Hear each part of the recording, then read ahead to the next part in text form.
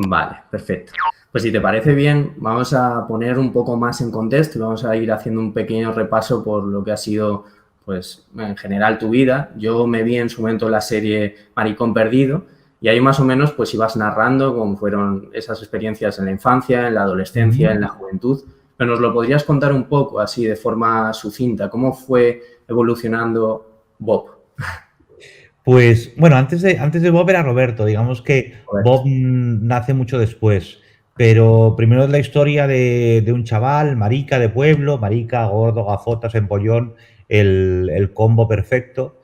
Y yo creo que siento que es el viaje desde ese tiempo de oscuridad, de buscar una voz propia, un lugar, de saber que no estoy solo y que por suerte tengo los libros para mostrarme posibilidades de vida que en el día a día yo no descubro.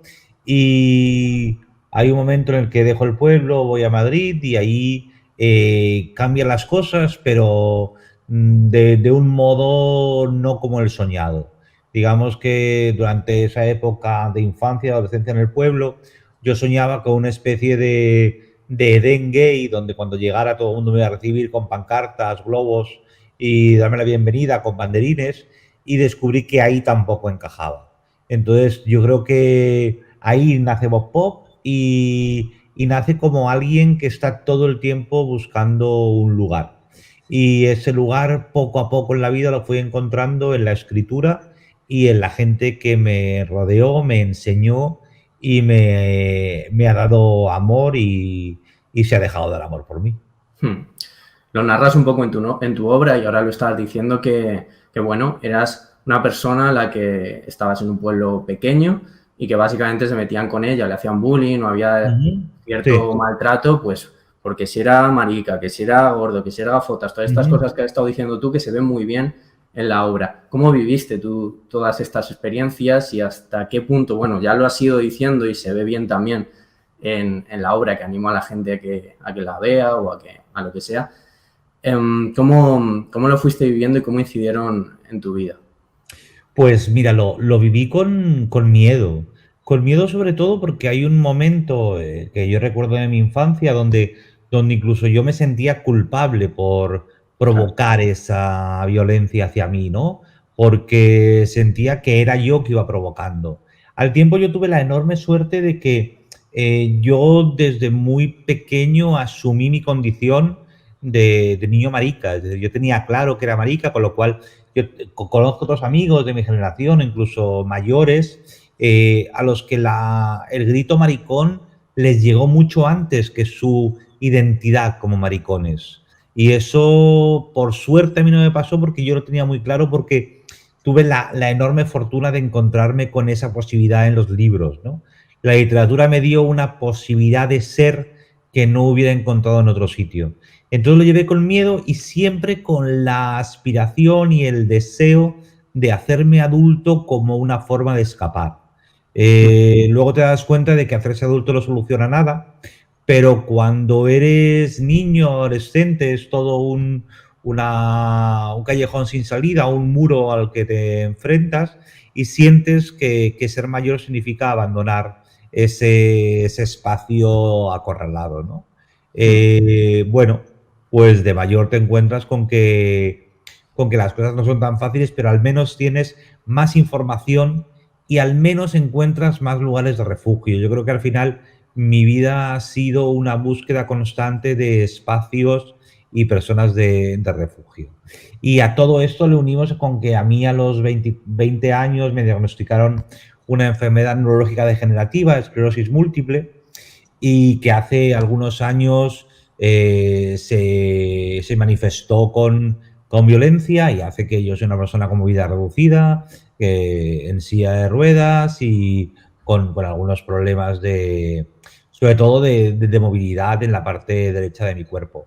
Y esto también, claro, me ha concedido otro lugar, otro espacio desde donde ver la vida, que al final tiene que ver con la posibilidad que me da de narrarme y de narrar lo que veo, porque además de una voz y un tono, tenemos un punto de partida y un lugar desde el que miramos para luego contar. Y yo ahora estoy ocupando ese. Vale, pues luego entraré en lo de esclerosis múltiple, pero siguiendo un poco al final al final Sergei en esos tiempos está súper perseguido y se ve en la obra como pues incluso tenías que ir a garitos en los que vivías determinadas situaciones un poco duras. También había alguna situación de violación, de maltrato, de agresiones. ¿Podrías contarnos un poco más cómo era todo ese mundillo y cómo ha ido evolucionando, cómo lo has ido viendo? Claro, yo llego al mundo gay a finales de los 80, principios de los 90, cuando Chueca todavía no era ese lugar abierto. Hay una cosa que yo siempre digo y es que yo conocí Chueca cuando los bares no tenían terrazas. Yo conocí Chueca cuando había que llamar a los bares a la puerta para que te abrieran. Y eran todos lugares un poco siniestros, donde además vivíamos en cierta clandestinidad. Esto de ser discreto era una constante y además descubrías que no había esta cosa alegre, feliz, porque también coincide con la pandemia del VIH-Sida, con lo cual no es el mejor momento para llegar allí. Y obviamente siempre que hay clandestinidad y algo oscuro, hay gente que se aprovecha de los miedos, de la vergüenza. Por eso me parece tan importante, y yo siempre lo digo cuando reivindico muchísimo la manifestación del orgullo LGTBI, porque ese orgullo para mí es lo contrario de lo que nos hicieron sentir, que fue vergüenza por ser quienes éramos, con lo cual no es un orgullo que tenga que ver con la soberbia o con la superioridad, sino tiene que ver con la erradicación de la vergüenza. Y yo viví un momento inicial donde todo era vergüenza, donde los ligues eran en un parque a oscuras, donde, claro, piensa que o pertenezco a una generación que no vivimos la adolescencia sexoafectiva cómo lo vivían nuestros compañeros y compañeras cis hetero, ¿no? Nosotros cuando empezamos a equivocarnos, a lo mejor ya era demasiado tarde para que esos errores no nos dejaran una marca mucho más indeleble que te puede dejar en la pubertad o de adolescente. ¿Tuviste en algún momento, bueno, es que entiendo que en esos momentos seguramente ni te lo planteabas y es que realmente nadie en la sociedad se lo plantearía, pues había un estigma terrible, pero tú en algún momento te planteaste ir a terapia porque realmente es crudo que te tenga que decir esto porque tú no tenías ningún problema, o sea, el problema lo tenía la gente que te estaba haciendo ese bullying o ese maltrato y muchas veces, por desgracia, para esto sirve la terapia, para legitimar un sistema que está podrido, un entorno que es desadaptativo y muchas veces pues nos vemos obligados a adaptarnos y acudimos a un profesional para que nos adapte a ese entorno que realmente es desadaptativo. ¿Tú en esos momentos te planteabas la terapia o...? No, mira, yo me planteé la terapia precisamente por las consecuencias que me dejó eso. Pero por las consecuencias, yo empecé a ir a terapia y lo primero que le dije a mi terapeuta, yo estuve 3 años trabajando con un terapeuta, al que además del que guardo un recuerdo precioso. Y me acuerdo que el primer día que llegué a su consulta le dije, vengo porque no siento nada. Porque de repente me he dado cuenta de que me había bloqueado tanto frente al enemigo exterior, me estaba defendiendo tanto constantemente que había perdido la capacidad de sentir. Yo estuve 3 años yendo a terapia, abrió el grifo, quiero decir, ahí empecé a sentir que a lo mejor podíamos haberlo modulado un poco, pero fue muy bien y fue precisamente por eso, para quitarme todas las barreras, todas las armaduras, todas la ropa antibalas que me había ido poniendo y que no sabía cómo quitarme yo solo.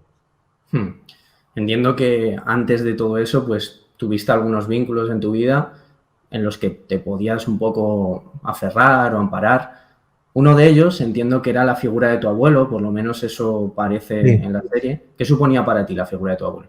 Pues mira, mi abuelo era sobre todo era una figura masculina amorosa, una figura masculina no como la de mi padre, autoritaria, fría, no sentimental, sino que mi abuelo era todo lo contrario, era alguien que jugaba conmigo, que me incitaba a leer, a escribir, a ser yo, y alguien con quien estuve muy unido y que me abrió el camino y que además me enseñó que había otra masculinidad posible dentro de la heterosexualidad que asumo que vivía mi abuelo.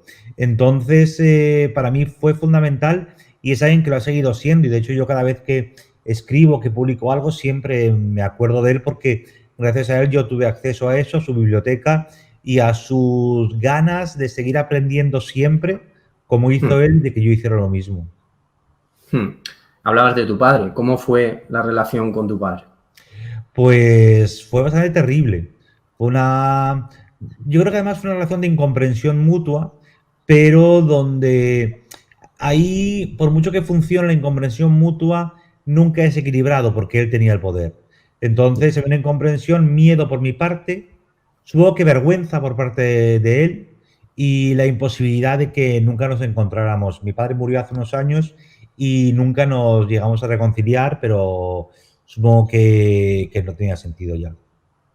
Y por último, por hablar también de otro vínculo que aparece mucho en Maricón Perdido, que es tu madre. Con tu madre sí que me pueden quedar a mí más dudas y quizá la gente que lo vea de cómo era la relación, porque con tu abuelo se ve más o menos claro, con tu padre también se ve claro, pero con tu madre queda más esa incógnita. ¿Cómo era?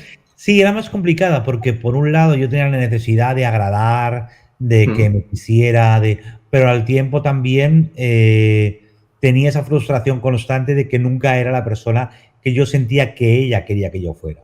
Entonces yo lo intenté hasta que lo dejé y me rendí, ¿no? Y hasta que pude retratarla del modo en el que la retrató Maricón Perdido, que es una forma de retratarla desde esa mirada que yo tenía de niño, de necesidad de valoración y de reconocimiento que nunca se dio.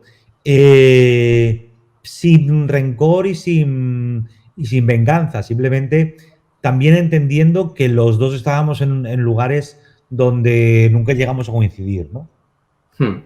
Y que probablemente muchos de mis miedos y muchas de mis neuras también vengan de ella, que en ese momento pues no pudo contarlas del modo en el que yo he tenido el privilegio de contar.